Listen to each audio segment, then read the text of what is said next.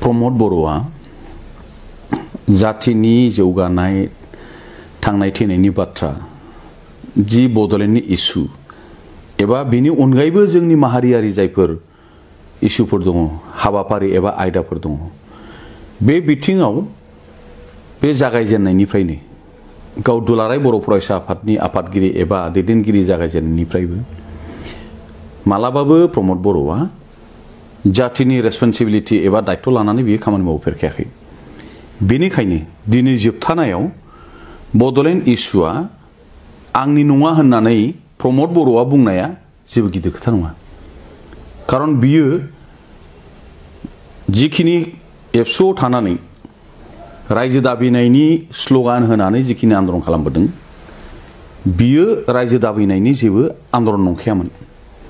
साधारन भाबै गावखौ बे आन्दलनजों जड़ित खालामनानै गावखौ लिडारशिप नेतृत्व होनाय आगसारि एबा दैदेनगिरिनि गावखौ महर मोनहोनाय बेनोल' उद्देश्यमोन। आरो बिनि उद्देश्यआ थाखानाय बिटिसिआव बोरैहाय नेता जानो हायो एबा चिफ जानो हायो बेखौनो बे टारगेट खालामनानै खामानि मावबाय थाखादोंमोन। गतिके दिनैनि दिनाव प्रमद बर'आ बे जिखिनि खोथाफोर बुंदों प्रमद बर'खाय बे खोथाखौ बुंनो हायो। सोरबा नों आंब्ला मालाबाबो बे खोथाखौ एथ' गोरलैयै बे नाखस खालामनो हायामोन। बिटिसि जि एकर्ड मानाव गेदेर हाग्रामा महिलारि बिथांनि दैदेननाय जि बिटिआर सुक्ति 27 जानुवारि 2020 बियो कुनु कारनाव कम्पेयारेबल एबा तुलना खालामजाया। मानो होनोब्ला बिटिसि सुक्तिया 6 शेड्यूल कन्स्टिट्यूशनल प्रोविजननिबो खोथा दं आरो 8 शेड्यूल जोंनि बर' बिमानि रावा भारतीय संविधाननि 9थि शेड्यूलाव बियो थिसनजादों। बिटिआर सुक्तियाव संविधान संबिजित एबा आइननि बहाय जेबो बेबस्था एबा संविधाननि जेबो गनायथिनाय बे बिटिआर सुक्तियाव गैया। बेनिखायनो बिटिआर सुक्तिखौ बिटिसि सुक्तिजों तुलना खालामनानै रायलायनाया बेवहाय एसे जोंनि गोरोन्थिसो जायो, रायलायथावानो नङा।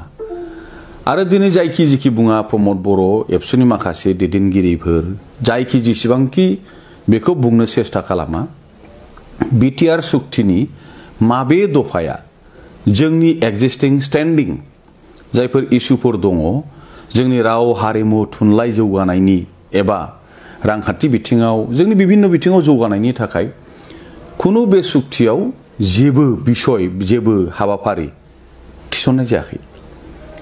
बर' रावखौ बिटिसि सुक्तिनि गेजेरजों 8 शेड्यूल जों मोनबोखादों।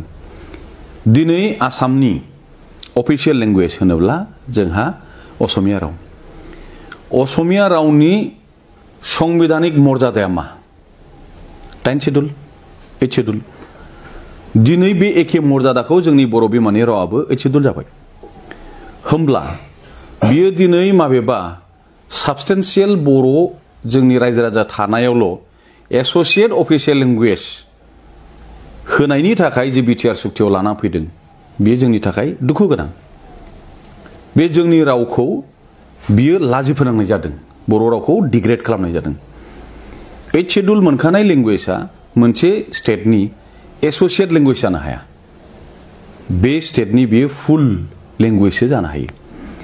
आरो 1985आवनो जिहेतु जोंनि बर' रावा आसामनि साबस्टेन्सियेल बर' रायजो राजा थानाय जायगायाव बियो मोनसे एस'सिएट अफिसियेल लेंगुवेज महरै मोनखादों। गतिके बिनि आपग्रेडेशना बहा, बिनि जौगासारनाया बहा? बे बिटिआर सुक्तिजों जोंनि बर' बिमानि रावा जौगायाखै, बे हायदोंसो।